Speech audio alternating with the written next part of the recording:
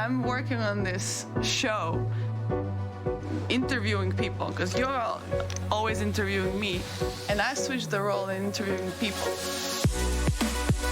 I do think outside pressure can be very, very helpful, but I think it has to align with what our goals are. How did you close some of those big matches? Were you focused like on your changeover, or was it more, I just got to find a way to win? Seeing a woman in her element, owning it on the climb, and being like, that's badass. My dream was always to be an Olympian. Give me a sport that I can play for a chance to go to the Olympics. Exactly what you're doing right now is having aspirational figures who are talking about, yeah, I did, amazing stuff for my family. Your chemistry and your electricity all surging, and that should leave you empowered. And just from our conversation today, my interior life is different.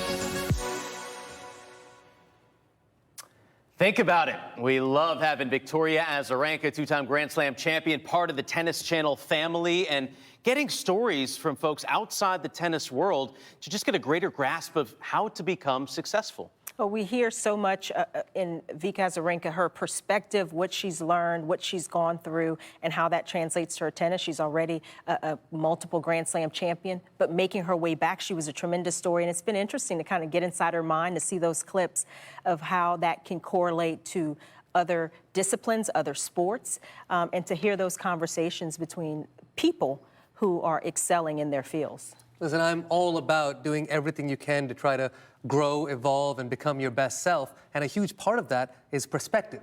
And being able to see this different perspective from so many different people, different parts of the sport, and Vika being able to sort of take us into a window to be able to see that, I think it opens all of our eyes, and perhaps we may look at things a little bit differently and help with our own journey.